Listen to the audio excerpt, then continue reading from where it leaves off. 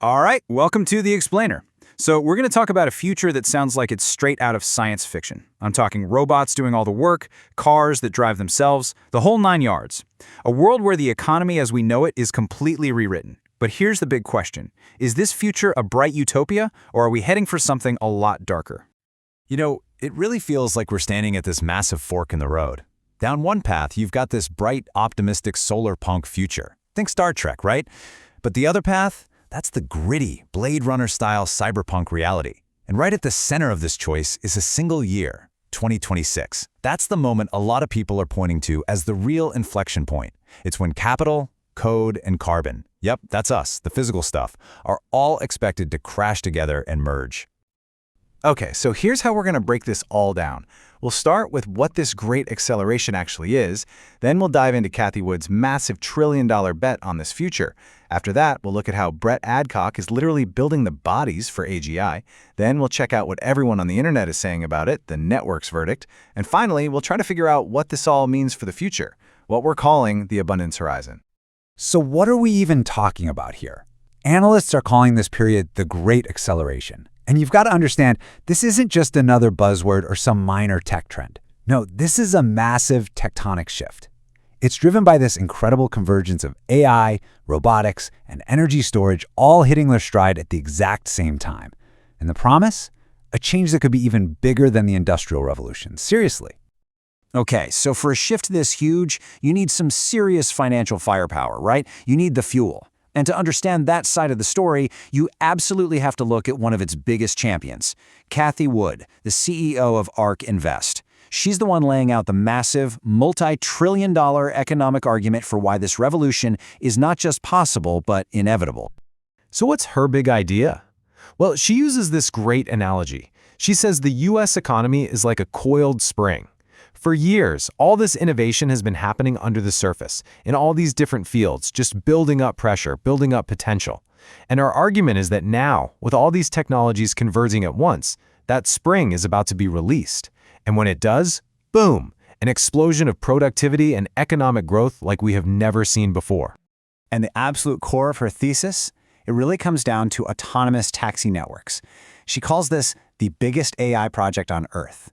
So when she looks at a company, she doesn't just see a car company, she sees an AI company. And here's the key. Her whole argument is that this technology is going to completely flip the business model on its head. You go from the notoriously low-margin business of selling a car one time to a super high-margin software-as-a-service business with recurring revenue. Think Netflix, but for transportation. And that right there is how you get to revenue projections in the trillions, with a T. So that brings us to the big number, the one that makes everyone's jaw drop. According to ARK's models, the total value of these innovation assets is set to explode from around $5 trillion in 2025 to $28 trillion by 2030. Just let that sink in for a second. That's more than a five-fold increase in just 5 years. The scale is just mind-boggling. And this is where you see the ripple effect she's talking about.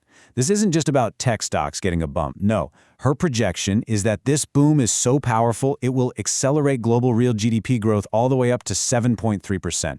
I mean, that absolutely dwarfs the historic average we're used to.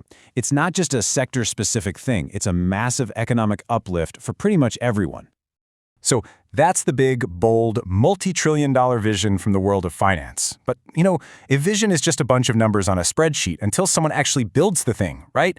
You need the engineering to make it real. And that is where folks like Brett Adcock, the founder of Figure AI, enter the picture. If Cathie Wood is providing the financial why, Adcock is building the physical what. Adcock's whole philosophy is actually pretty simple, but it's also incredibly profound. He says, if AGI lives in a server, it is trapped. Intelligence needs a vessel. Think about it. An AI, no matter how smart, can't change a tire or stock a shelf if it's just code on a server. To actually impact the physical world, to do all the things that humans do, it needs a body, it needs a vessel. And for him, that vessel is a general-purpose humanoid robot. And what's just nuts is the speed at which they're doing this. He calls it turbo velocity. Look at this timeline. They went from basically nothing, zero hardware, zero software, to a walking robot in 12 months. 1 year, and just 31 months in, they're already shipping their Figure 3 model. How? Well, he says it's because of their engineering culture. It's super flat. As he puts it, everybody CADs or codes. It's all builders, no bureaucracy, just pure, fast execution. And I really want to stress this point. This is not some slick doctor demo video for investors.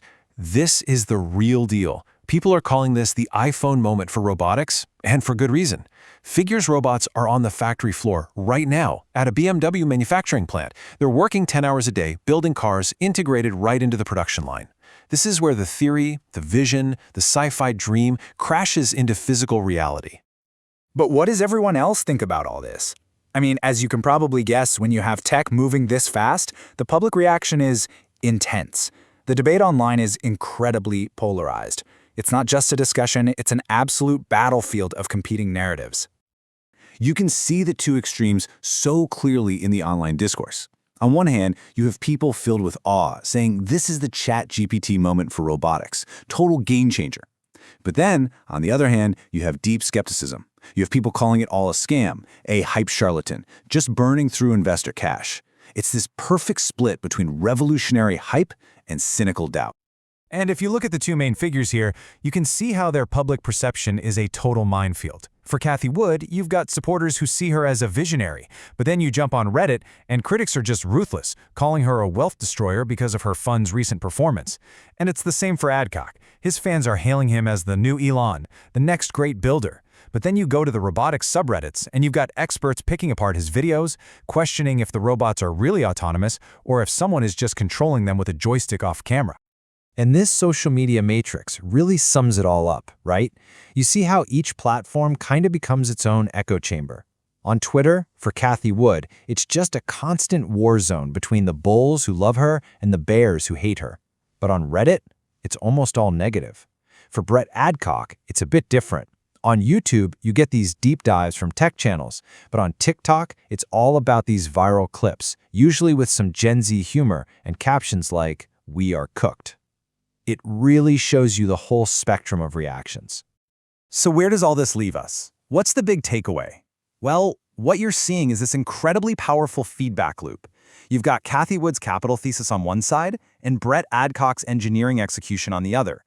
The money is funding the building, and the building is starting to prove that the financial vision might actually be right. They feed each other. And it creates this fascinating duality. I mean, look at these two ideas side by side. On one hand, you have this almost spiritual sci-fi quest that Adcock talks about, the creation of a new species. It's awe-inspiring stuff.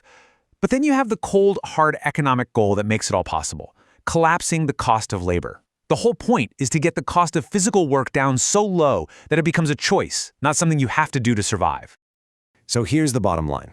The convergence of ARK's financial thesis and Figure's hardware execution. It signals a genuine step change. This great acceleration is moving out of the realm of financial prediction. It's not just a PowerPoint deck or a white paper anymore. When you have robots actually working on a BMW assembly line, it's become an engineering reality. It's happening. And that leaves us with one last really big question.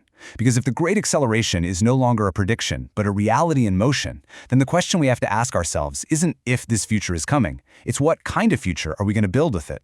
Are we heading for that bright, abundant solarpunk world, or the gritty, unequal cyberpunk one? Because the tools, they're being forged as we speak. The choice of what to build, that's on us.